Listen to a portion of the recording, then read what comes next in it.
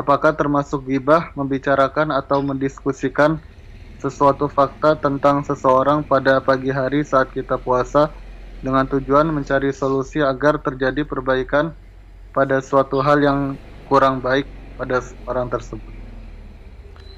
Nah, iya, berkaitan dengan ghibah ini jamaah.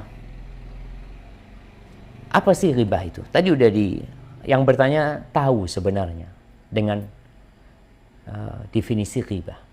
Rasulullah SAW mengatakan yang disebut dengan ghibah itu dzikruka akhaka bima yakrah.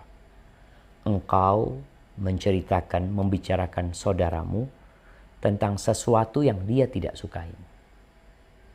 Itu disebut ghibah, saudaramu, sesama muslim.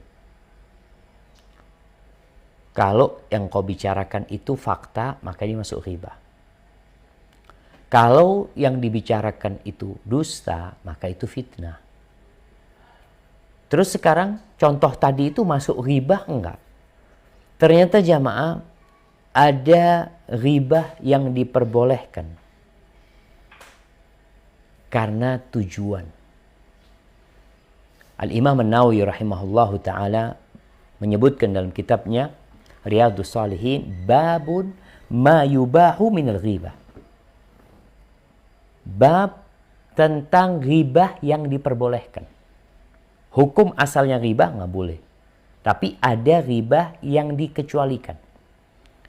Beliau mengatakan, "I'lam annal ghibah tubahu li gharadin sahihin syar'i." Ketahuilah bahwa ghibah itu diperbolehkan karena tujuan yang benar yang sesuai dengan syariat. Yang mana nggak mungkin tujuan ini bisa diraih kecuali dengan ghibah, dengan menceritakan keburukan orang tersebut. Ada 6 sebab yang disebutkan. Al-qathu laysa bighibatin fi sittatin mutadallimin wa mu'arrifin wa muhadzirin wa mujahirin fisqan wa mustaftin wa man talaba al-i'anata fi izalati munkarin. Yang pertama adalah mutadallim, orang yang dizalimi. Dia dizalimi, maka dia perlu menceritakan kejahatan orang yang mendolimin dia kepada orang lain yang mungkin bisa bantu dia. Aku ini didolimin kayak gini, kayak gini. Dia mencari solusi. Maka ini tujuan yang diperbolehkan. Jadi dia menceritakan kezaliman orang untuk mendapatkan bantuan, untuk mencari solusi. Yang kedua, mu'arrifin. Mu'arrif itu sekedar mendefinisikan, menceritakan tentang orang. Umpamanya kita ngomong, ada salam antum dari fulan. Dari umpamanya namanya, kita sebut namanya dia Suwito. Antum dapat salam dari Suwito. Suwito yang mana ya? Ada kawan antum dulu, waktu SMA katanya. Suwito, antum gak ingat. Akhirnya itu loh, yang pincang. Oh iya ya, anak ingat. Ketika dia mengatakan yang pincang, tujuan ini bukan untuk menyebutkan kejelekan. Enggak. Tujuannya hanya menjelaskan, ngasih tahu yang itu loh. Maka itu diperbolehkan. Kalau memang udah dijelasin dengan yang lain, nggak ada tahu dia.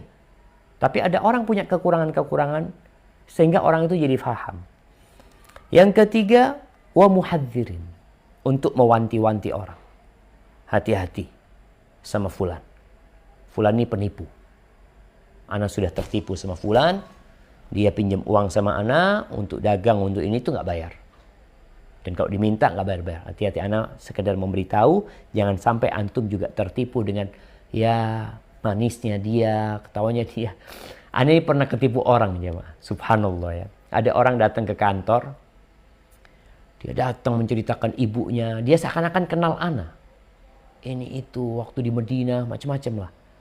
Akhirnya dia nyeritakan kesusahan ibunya. Ini ada ustadz di dalam kantor ana itu, tahu-tahu mereka keluar. Setelah itu dia minta bantuan, ana bantu. Ana udah nggak enak perasaan ana. Selesai orang itu pergi, ustadz itu datang.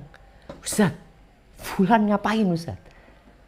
Katanya ini ana ceritakan, ya Allah ustadz, ana sudah pernah ketipu sama fulan. Ya Allah, antum sudah pernah ketipu sama fulan, kok nggak ngasih tahu? Setelah kejadian baru ngasih tahu. Maka muhadzir boleh.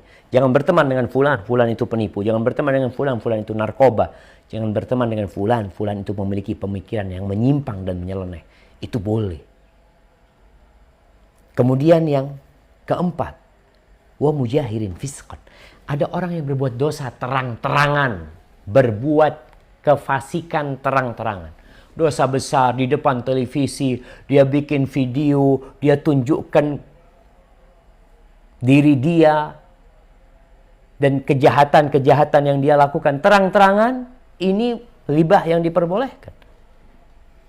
Memang orang ini menunjukkan kesalahannya, bukan menyembunyikan kemudian kita bongkar. Lah, dia memang terang-terangan.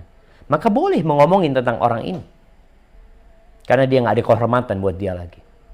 Kemudian wa mustaftin, orang yang minta fatwa. Boleh. Minta fatwa, dia ngomong, Ustadz, suami ana seperti ini, seperti ini, seperti ini. Apa hukumnya? Nah, itu minta fatwa. Bukan menceritakan kejelekan suami sekedar untuk menyenangkan hati, enggak. Dia ingin minta jawaban. Kemudian yang keenam adalah meminta pertolongan dalam merubah sebuah kemungkaran. Mamanya di sana ada fulan yang bikin homer. Kita laporkan nih. Pak, di tempat sana tuh kayaknya mereka sedang bikin homer. Itu rumah itu sepertinya dibikin untuk pelacuran. Itu boleh. Itu ghibah yang diperbolehkan. Jadi kalau tadi pertanyaan itu, ketika di pagi hari menceritakan kejelekannya fulana dalam rangka mencari solusi dan benar-benar niatnya dan Allah tahu, diceritakan untuk apa? Tafadhal. Antara engkau sama Allah nanti. Apakah itu termasuk ghibah yang diperbolehkan atau enggak? Karena ada tujuan dan niat jemaah. Bukan sekedar luarnya. Luarnya seakan-akan mencari solusi. Padahal niat dia untuk menceritakan kejelekan fulan. Maka itu penting untuk menjadi perhatian. Barakallahu fiik.